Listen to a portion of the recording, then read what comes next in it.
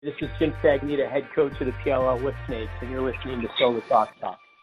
On Schreiber. Sidearm whip, scores! Now it's one. Fidel scores! Hands off for Ravel, switches hands and scores! Carly Miller showing off those shifty skills. Right off the bat, there's Lyle Thompson.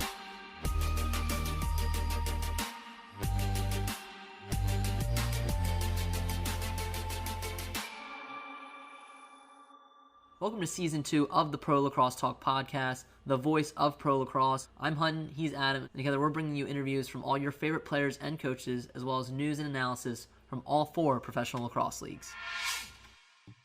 All right, welcome to another episode of Pro Lacrosse Talk. Today we're joined by Pro Lacrosse Talk contributor Dan Nuebert, whose focus is specifically on the betting realm. He also hosts Talk It Out on 830 WEEU in Pennsylvania. Dan, first off, welcome to the show. We appreciate you coming on. And how's it been this first week of betting, being able to bet on the PLL, bet on Pro Lacrosse for the first time?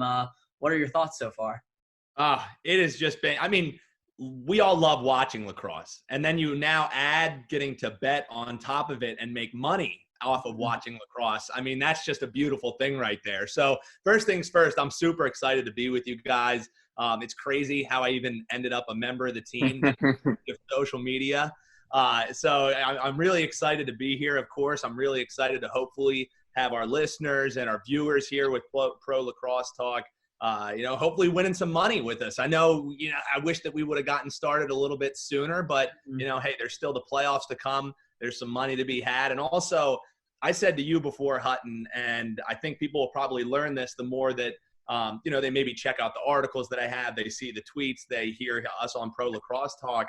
I think that paying attention to really any sport, and I'm learning a lot about lacrosse too. I always love the game, but looking at it through the prism of sports betting, you just learn so many different things because you're not really looking at the teams and the Matt Rambos and the Zed Williams. You're more looking at the numbers and how can these numbers tell a story more than what we see on the field. You couple what you see with the numbers with what you see on the field, and that's when you're going to be a very successful sport bettor. And people have been definitely hammering the books, as they say, with DraftKings Sportsbook, because I've noticed a hesitation on DraftKings side of posting lines sooner and sooner earlier in the week, because I'm sure that they have just had some lopsided action, especially with some of these trends that we're going to get into on the podcast here today. No, absolutely. We've certainly enjoyed our little, journey into it. It's a shame that it's only a 2-week season. And for people that don't know, our Pro Lacrosse Bets account that we started has been run by Dan for the past week. So you may have not, this might be your first introduction to him, but you've probably seen his stuff already on our social media accounts, and we appreciate what he's doing with that. I think it's exciting to kind of, talk about. We're going to get into a little bit more of the trends a little bit later, but let's first start off with the seeding. We're recording this right after the Whips have beaten the Archers, and that was for the top seed. So the Whips are number 1 seed overall. They have a massive goal differential. It's absurd right now. They have a 24 goal differential. They blew, the second seed in the Chrome out of the water. They have a positive 5, and those are the only 2 teams that actually have a positive goal differential. It shows how close these games have actually been. You have the Chrome at the 2 seed. They're going to play the Chaos, who are the 7th seed. Then you have the Archers, they're number 3 because of their negative goal differential at -2. They're going to play the Atlas. And then you have the Redwoods playing the Water Dogs in that opening round. To start, me and Adam actually did a pretty good job predicting on our preview podcast. I predicted the Whips and the Archers were going to meet in the championship. That still is possible if the Whips and the Archers both win. And then, Adam, you had the Water Dogs and the Chrome. Water Dogs looking a little iffy right now, but the Chrome have been performing, I think, above people's expectations, and both those teams could still make it. So, Adam, give me a little bit of your thoughts on what you've seen from this first week heading into the playoffs. Yeah, we've seen some surprises, right, as well as some things we fully expected to happen.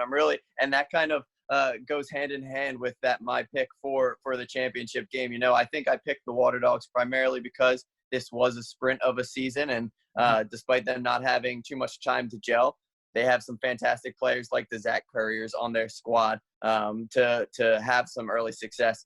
They unfortunately were kind of this year's Chrome, right? They were on the wrong end of some really close games early on, which found them lower in the standings. But I'm really excited specifically for that Chrome squad. That Chrome back is absolutely coming to fruition, right? So we've seen some great play, and your squads in particular, the Whips, they're dominating, showing why they are the reigning champs. And the Archers just added to that arsenal on the offensive side with Grant Ament as the number 1 pick. So the rich get richer, and some of those other teams have some games to play to figure out who's going to make it to the next round. Yeah, I know. And the Whips have really exceeded my expectations. I knew, Coach Stagnita gets that team ready to go. There's systems that in place. I didn't think they would miss a beat really with the new additions. I just didn't think they would dominate this much. A lot of that's due to, face-off dot. Joe Nardella is dominating at the stripe. I think his worst day was 70%, which is absurd. I think we're seeing history right now, and I don't even think we're realizing it. And, of course, Matt Rambo having a record-setting day against the Archers as well, which is no slouch of a defense. But I know you guys are Eagles fans. I'm Ravens fans. That means we don't like the Patriots. But I really think it's kind of a parallel to you got Jim Stagnita, Bill Belichick here, with his MVP and Matt Rambo. Obviously the Patriots now don't have Tom Brady anymore. But I think it's a testament to what he's been able to accomplish, adding new pieces like Zed Williams, who's obviously a talented pro already, Brad Smith. They add Max Tuttle too in a trade. But they lost a lot of offensive production, and they haven't missed a beat at all. They haven't lost in almost a year now. It's just absurd, I think, what they've been able to accomplish in these 4 games. And they look scary going into the playoffs for sure. But, Dan, what are teams that you have seen? We mentioned some of those teams. Any other teams that kind of stand out to you that you think could make a run at this? Every team makes the playoffs. So even the Chaos at 0-4 have a chance at this championship. Well, first things first, aren't we talking lacrosse so we don't have to think about Bill Belichick? So we definitely want to try and stay away from those kind of analogies. No, I'm just messing with you. I think that was a great way to put it. But no, I think you guys hit on a lot right there. And really, for me, it's just the parity of the league stands out more than anything. Because even when you look at a team like the Chaos, who, is 2 goals under, how they're keeping up with other teams in this, all their games have still been close, outside of to the Chrome, who they're going to be facing up with, unfortunately, in the first round here. They were, 1-point games. I guess, you look at the Whip Snakes, but the Whip Snakes, they're on a different planet. You can't really look at the way that the Whip Snakes are playing people and compare that to how the Atlases are playing people, or even how the Redwoods are playing people, because the Whip Snakes are just on another level. And I think you saw that in Sunday's game where, the Archers, who you have to think is at least one of those teams who can hang with them, and you would think the Chrome too, those are our top 3 scoring teams. But then the game was great. Everything was going well. It was a back and forth, and then the Whips just turn it on and they change everything and flip it around, and then you're in an absolute track race. So, I think has to be the team that you're talking about is the Whips. But I also think, and maybe we'll get into this a little bit more once we get into the specific matchups, but while the Water Dogs come into now the tournament whole part of this, they might be 1-3, but they're a very interesting team to watch because they have given everybody a game. And luckily, I guess the one part that kind of stinks about that is we don't get to see the Water Dogs in action and see how they stack up against the Whip Snakes, since we didn't get to see them face off against each other. But one thing that's a huge note is in their 4 games, they have only not covered 1 time, and that was against the Archers, who they faced off against. So if you've been a bettor who's just been blindly saying the Water Dogs, cool new expansion team, look at that logo, I love Big Cat, I love PMT, I'm just going to bet on the Water Dogs. If you're doing it on the spread, you're feeling pretty good so far. So while they might not have had the success quite in the win-loss column, I think they've been way more competitive than maybe some of us expected them to be. But I also think that with that competitiveness, they've held leads in games that they've blown due to that inexperience, and they finally put it together and are heading in to the playoffs with a little bit of momentum. So I think they might be a team to watch to get hot, just because they're talented, and also they maybe have a chip on their shoulder if they get to play some of these teams that they lost a close game to. Hey, when this rolls around and we have the ball in our stick at the end of the game, let's not let this one slip away. So I think the Water Dogs, while they might be, kind of looked over and glossed over, I think they're way more attractive than even a 6-seed Atlas or a 7-seed Chaos, at least what I've seen from those teams so far in the championship series. I know I have to agree with you. You mentioned that, and I think they've got confidence now in getting that overtime win. I think that was huge for them, with Zach Courier winning that game in overtime. on a play that honestly, I don't know why Josh Byrne, I get he's an attackman. I don't know why you leave Zach Courier wide open to go guard DiNapoli, who could have probably been covered by Fracaro anyway, on slow play. That left me scratching my head, but that's how it went. And, again, that's kind of the story of the chaos this season. A lot of mental mistakes, despite terrific goalie play by Blaze Reardon. Thank you for listening to another episode of the Pro Lacrosse Talk Podcast. Today I want to talk to you about our sponsor, Anchor. We've been using Anchor for the Pro Lacrosse Talk Podcast since the very start. Anchor gives you everything you need in one place, and better yet, it's free. They allow you to easily record and edit your podcast, and once it's published, they send it out to all the major networks such as Apple Podcasts, Spotify, Stitcher, and many more. They also connect you with advertisers so you can start making money from your podcast right away. So if you're thinking about starting a podcast today, download the Anchor app or go to anchor.fm to get started. Today, I also want to talk to you about Design Tree. On our Design Tree store, we have several t-shirt designs like the Pro Lacrosse Talk tee I'm wearing today, our Blast Lacrosse shirt, Cross's Medicine shirt, and many more designs on the way. Design Tree is also home to hundreds of other t-shirt designs in the realm of sports and pop culture. To help support the podcast, please consider checking out our Design Tree store at dsgntree.com/pro-lacrosse-talk and grab a shirt today.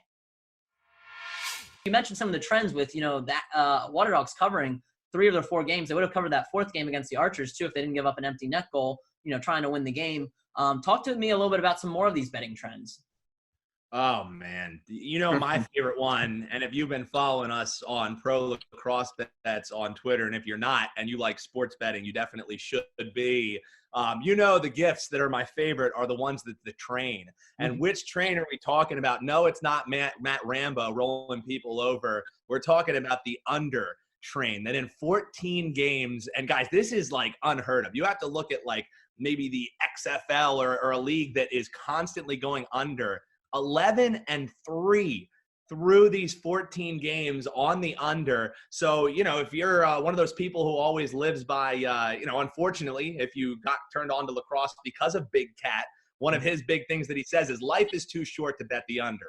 Well, if life is too short, then we've had a lot of short lives here in the early PLL season, because the under has been my absolute best friend. And it's gotten close a couple times, but you've also noticed, and I think an interesting kind of way to look at it is when these games first started, you were looking at lines that were around 28. I think we even had a line that was up to 29, 28 and a half. Yep. And then now what you're seeing is if it's going over 22 and a half, then you just see people start hammering that under just because of how formulaic that's been. And I'm wondering if you guys have any kind of perspective, because for me, I think one of the big reasons why you're seeing going under isn't because anything that has to do with the players or their level of skill. I think a huge factor is the fact that they are playing in the altitude in Utah. Because if you actually do a comparison, you look at the Utah Jazz, they typically are a very good team at home, and that's for one reason and one reason only. When you're getting teams on back-to-backs where they have to go to that altitude and play, that is, I think, why I get that the lines were high, but I also think a lot of those unders were happening because these guys are still acclimating, and I think that is why as we head into the playoffs, now you might look at that number and say, let's play blind unders 11-3. Now that the market has adjusted and you're seeing lower lines coming out for these totals, and you're also seeing these guys now getting acclimated to this kind of style of play, to the altitude there in Utah, I would actually start being cautious and playing overs, because these 3 overs that we've seen have been in the last few days of games. So I think there's a lot to that, and I get that part of that's the market adjusting, but I also think that's these players' bodies adjusting. But you can't talk trends without talking about that under trend, because that is just unreal. I mean, 11-3. It really is. Keep that train rolling, baby. No, it is. And I think you brought up a good point about the altitude and the fact that they're playing on short rest. The heat has definitely been a factor. And now an important thing to know too is they're going to have at least a day in between games. The Whipsnakes get, rest all the way until the Thursday. But these teams, they have rest. Some of them have multiple days rest going into Monday's game. Going into Tuesday's game. And then they're going to get another day of rest if they win that one. So I do think, the fact that, you had a team that might have had to play a 9:30 game one day and then go and play a 7 game the next day, that was rare, but it still happened. I mean, that's definitely going to take a toll. And I think a lot of teams saw last year how big transition was for these teams. A team like the Chaos, who was driving transition, I think a lot of teams really played that well this year. And I think that was what they went to take away. They said, let's get our personnel out there. Let's limit. Let's, as Joe Keegan likes to say, punt on fourth down where, if the shot clock's winding down, let's get it to a corner, get our personnel on, and limit these transition opportunities. And I think that's why you've seen the scoring go down a little bit, because obviously these defenses are talented enough to stop, shots when playing 6-on-6. And, even if you look at teams like the Redwoods that have somehow been able to, thrive off the 2-point shot, you limit those and it's even lower. So, I definitely agree with you on the altitude and the heat. And I think also it's a mix of these coaches just, making decisions on, hey, we're not going to get beat in transition. We're going to try to let them beat us in 6-on-6 and making sure that they slow the game down a little bit. It's still a fast game. You still have a 52-second shot clock, but I think that's kind of played a part in it as well. Adam, how about you? Do you have any thoughts on how the market's kind of adjusted, as we said, whereas we were used to getting lines that were in the 28, 29, and now it's like it doesn't seem like anything gets over 21.5 or 22.5. Yeah, absolutely. I was, to be honest with you, I think we've talked on previous Just Pro Lacrosse Talk pods how surprised I was at those lines coming into the series, especially when you look at, I know it's obviously a sprint of a season this year in comparison to PLL year one, but you saw single-digit games last year going on the over in terms of when you look at scoring in last year's games compared to the lines that were being put out this year. So hammering that under, I know Big Cat loves that over, but like you said, Dan, it was the smart bet from day one to bet the under. So I do agree, though. I think going forward, these are going to be high scoring affairs, and potentially hitting the over is going to be a smart play. So it was interesting to see how Vegas really looked at these numbers, because they didn't have much data to go off of. And then that data they're going off of is completely different. The variances are so different from a sprint of a championship series comparative to a summer long season. So. Yeah, no, definitely. It's going to definitely be interesting, but let's go into, we don't have the lines yet, but let's kind of predict these lines. I'll start with you, Dan. Our first game is the Chrome taking on the Chaos. What do you think this point spread's going to be? And then what do you think, the over-under is going to be for this game? Yeah, I think, again, it gets tough. I think we'll probably start seeing the same ones around what we've been seeing. A lot of the time when these bookmakers are making their lines, they're really just looking at the same kind of information that we have available. And especially in a lacrosse league that doesn't have, all the NFL insiders and the MLB insiders who are putting out these insane spreadsheets of information. So I think that's how a lot of us bettors have been able to kind of get over on the books, is just because of the lack of information. But if you know what kind of information you're looking for, that's what's been helpful. But if we're trying to just, pick lines, I think what we've seen every time is what they open at is around 1.5 for the favorite. And it at least makes it easy on our end as we're trying to, look out and decide what these lines will be, because we have the seeding to look at. So obviously in this first game, the 2-seed Chrome is obviously going to be favored over the 7-seed Chaos. Now, could the Chrome, because they are actually the league's #1 scoring offense, get a line at a 2.5-point favorite? We might see that. I would expect it to probably open at 1.5, see what the market does, see where the numbers are going. And then we'll see if that gets shaded up. But if you do like the Chrome and they do open at 1.5, that's where you're going to want to be betting them at the spread, because I only expect that number to climb. Because when you're looking at the Chaos, this is a team who really just hasn't been able to figure it out. And they're very talented, which is why I kind of scratch my head looking at them and looking at the fact that in these 4 games, only 8 points per game is what they're averaging. And the team that they're facing against, the Chrome, is right around 12.5 points per game averaging. So just at that fact alone, you have to think the Chrome will be favored. And just because of that low points per game for Chaos, that's why I probably expect this over-under to come around 21.5. And in this opening round, this may be one of the only ones that I might be looking to play under. But again, none of these things that I'm really saying without having the lines in front of me, seeing what the different juice is or the VIG, where if it's 110 or 120 one way, kind of gives you a story there. So anything that we're talking about here on the podcast that we're recording on a Sunday, none of these are official plays, but it's a good way to kind of get us start thinking as we're looking what to bet. So I would say around 21.5, and I would probably expect the Crone to be 1.5 point favorites and probably going to be trending up. Could get even to 2.5, maybe. I doubt we'll see it go to 3 just because we haven't seen that much move on the spread, but I wouldn't be shocked if we saw 2.5.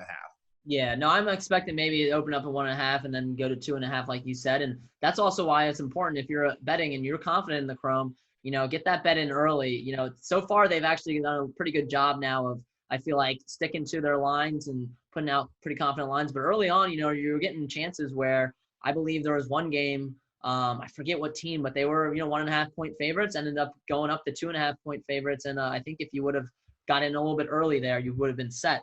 So it's important to, if you're confident, move quickly when it comes to the betting realm. And then Adam, for you, let's go on to this next game, the Redwoods and the Water Dogs. Where do you think we could see that line? Obviously, the Redwoods are probably going to be favored since they are the higher seed and they have the better record.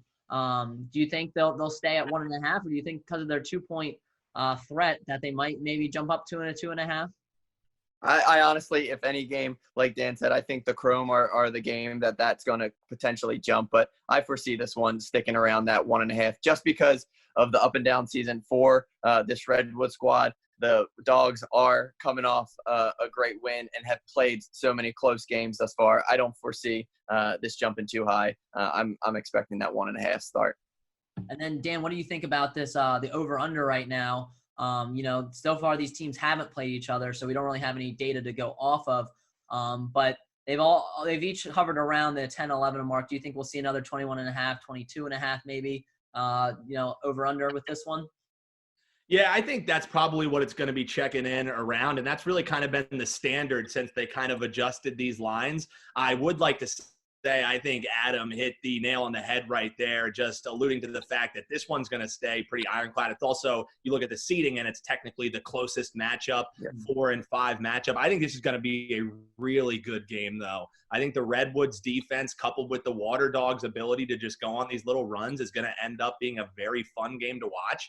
But how about the fact that these teams are, 4 and 5 seeds right next to each other? They both have an identical points per game, and that's 9.75 points per game. So this is a game that, I would probably going to lean to the Water Dogs just because, as we talked about earlier in the podcast, that very attractive bet of having the Water Dogs plus 1.5. They've covered that nearly every game outside of their loss to the Archers. And that was, again, as you alluded to, just missing out by just a hair on a game that ended up being an open goal net. So I think probably this one could be around 21, maybe 22. I've started to notice dropping it where they don't have that half point to play at, because a lot of these games have actually landed on 22. And if they wouldn't have had 21.5, or they didn't have 22.5, rather than having to pay out bettors, they would have just been pushing with the bettors, and no harm, no foul. The books way much prefer a push than an actual loss where they have to start going into their back pocket. But that's not what we like as bettors. We like that half point to be our friend, not working against us. So that's a huge thing to look at. But no, I think he really hit the nail on the head. I think his handicap on the game is pretty much just as good as mine would be, especially without having the lines. And I also think when you're looking to play on the spreads, a huge thing to look at too is the money line, and what does the money line say about the game? Because again, the money line is just telling you, if you bet this is what you're going to win. It doesn't matter about how you're covering it. It doesn't matter about if you're pushing it. It is just who is the better team and who is going to win. And then you can kind of couple looking at those things, even if you're not going to bet the money line and you'd like having that spread to play with. That's at least something worth looking for, and we can learn a lot about a game. And as we said at the beginning, a lot of the time you're looking at the numbers, not the specific teams. No, absolutely. And then that brings us to our final game, Atlas Archers. Archers won 11-10 in their last meeting. That was a very close game. The Atlas did cover the 1.5. It eventually jumped up to 2.5 as well for the Archers, so they covered regardless. But Dan, where do you see this game kind of falling in terms of the point spread? You think it's going to be another 1.5 point game, or do you think maybe the Archers still get that 2.5 point edge? I think it'll probably, again, open 1.5 because just how fresh this is. And I hate to sound like a broken record, but that's really what these books are doing, is putting out things with a high vig, seeing where the bets end up going, and then adjusting those lines because of how hammered they got earlier in these weeks, earlier in some of these matchups when the championship series really started. So, it's not like we're just, sitting back and, it's going to be 1.5. It's going to be, that's really what we've seen. You know what I mean? So it's not just us kind of pushing it off and saying, well, we don't have the lines. We don't want to have any hot takes. It's really us just being analytical. Now, this one is one that I would expect to probably see the point total not coming in at that 21.5, probably coming in at 22. Reason being, we have another mirror image on the points per game, guys. We have the Archers at 11 points per game, which is actually kind of surprisingly low, which how you think how we've perceived this offense. However, Atlas also comes into this game. People would probably say that Atlas have struggled because of their 1-3 record, but they also have an 11 points per game average. Again, those games that they've been losing have been close games, except for, you guessed it, when they play the Whip Snakes. And that was the game that they ended up losing by 9 goals that really turned a lot of bettors off to them, which is why actually a lot of people were able to get an edge when the Atlas was plus 1.5 and was actually at plus money as well. So I think, you can never really count out the Atlas just because when the game's creator, or at least the league's creator, is on a team, you have to bet that he's probably going to have his guys ready to play.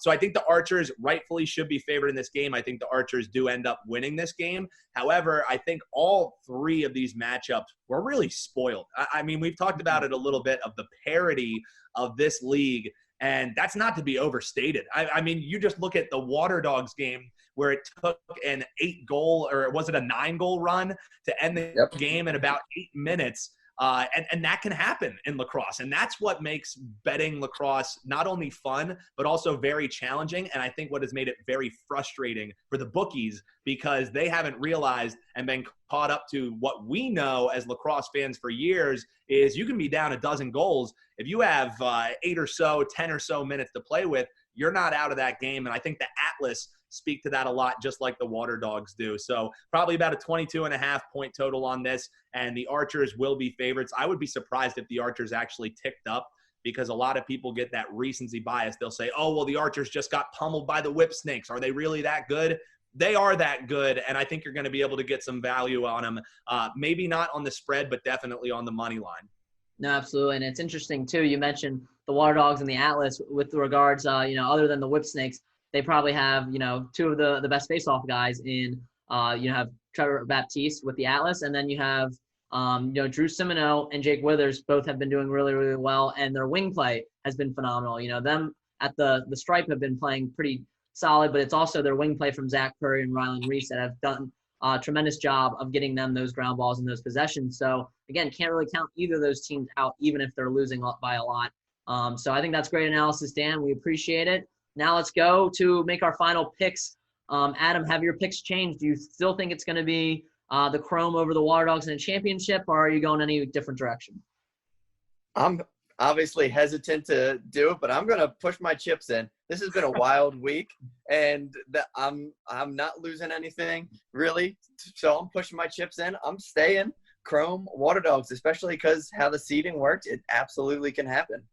Yep. No, I'm going to stick with my guns, too, with Archers over the Whip Snakes, although, the Whip Snakes have looked as dominant as ever. And I do think the Archers could, get a little tripped up with the Atlas. I don't foresee them losing, but I don't think that's a gimme game at all by any stretch of the mind, at least from what we saw in that first game and just given these teams' genetic makeup.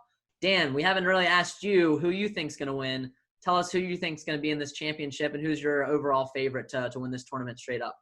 Well, also, I love the stubbornness of the Eagles fan there showing. That's right. He doesn't care what the stats are saying. He doesn't care what the seeding's saying. He knows that the underdogs can always do it. So I love that out of Adam, absolutely. No, but I think if you're looking at this analytically, I think you would be kind of crazy to not go with the Whips and Archers. I mean, I think it's tough to argue that while the Whips maybe pulled away at the end against the Archers, that was one of the best quality lacrosse games that we saw all year long. I mean, that was just so much talent on that field. So I think just with the talent they have, both of them so well coached, Whips are definitely a lock for me. And then it gets a little bit tougher because I would like to say the Archers, but I just think because of the parity that we've seen, and also these aren't 3-game series. So sometimes it's not the best team who wins. It's just the best team on that day who wins. So if any of these guys catch fire, you think about a Redwoods who's been there before. You think about even the Water Dogs who have been in every single game that they've pretty much played. I guess if I had to pick one, I would stick with you. I would say the Whips and the Archers, and I would say the Whips are going to be the championship team that ends up taking this thing home just based off of their absolute ability to just will themselves to win games. Like they can be in an absolute heavyweight fight, like what we'll see in a couple months with Mike Tyson and Roy Jones Jr. And then they'll just decide, you know what, forget it. I'm Matt Rambo. I'm going to take over this game. I'm going to make sure that I get 7 assists somehow and end up winning this game. So I think the Whips will end up taking it. It'll probably be over the Archers, but I would, anybody who placed any future bets on really any of the teams, I don't think there's anyone who's really out of it other than, unfortunately, I would say probably the Chaos has been the most unfortunately underachieving team, but also that's just kind of how lacrosse goes sometimes. You know, a ball bounces one way, a call goes one way, and that's why you see the Chaos sitting at 0-4. I don't think it has anything to do with the talent, the way that they're coached at all. I think they just had some really bad beats. So, really, it's such a politician answer. Nobody's out of it, folks. It's going to be a fun one. But that really is the reality of what we've been seeing through the PLL Championship Series, and I think that's what makes it so fun and so special. No, absolutely. And, it's a shame, too, with the Chaos. You hopefully didn't bet them at plus 400. Their odds now, I think, are at plus 1,000. Yeah. So maybe if you're still confident, maybe you bet on them now. Future odds, those are pretty good odds that you could get some money in return. But like you said, no one is out of it. And I know I'm picking Archers Whips, but I really do like this Chrome team. I think Tim Sudan has some unfinished business with these former Rattlers. I think they are a determined bunch. And, I'm hoping we get a rematch of Chrome Archers in that second round if they take care of business. So we'll see. It's definitely going to be exciting. Dan, we appreciate you jumping on, talking sports betting. We're, hopefully going to grow our betting space a little bit more, not only, during this championship series, but in the off season as well. The NLL is coming up pretty soon too. They're going to have sports betting if it's to believe. That's what they announced last year. So we're excited for that as well. But thank you, Dan, for joining us on Pro Lacrosse Talk. Oh, happy to be with you guys, and want to let people know you can drop me a follow there on Twitter. It's at Newby Talks, Neuby Talks. I'm giving out analysis all the time, and you can tweet at me questions. Always down to talk lacrosse with people. That's actually how I'm on this podcast, because Hutton and I just got randomly chirping at each other on Twitter. So definitely reach out to us again, Pro Lacrosse Bets on Twitter as well. But I'm happy to be with you guys. And, I won't make Adam join me in the whole fight song, and I'll let the Ravens Hutton join as well. I'll just close by saying, go Birds. And thanks for letting me be on, buddy. No, absolutely. We enjoyed having you on. We hope you guys enjoyed this episode and hope you enjoy this championship series. We're certainly looking forward to it. Thank you guys for tuning in. And we hope you tune in next time to Pro Lacrosse Talk.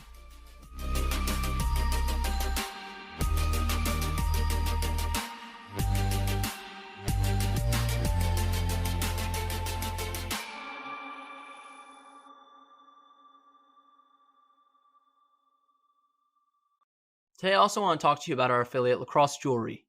Lacrosse Jewelry features a diverse line of lacrosse-inspired rings, necklaces, and bracelets, so you can show your lacrosse pride and style, both on and off the field. Better yet, we've teamed up with Lacrosse Jewelry to provide you with a special discount. Simply visit laxjewelry.com and use the code PROLACROSSE to save 10% on your order today.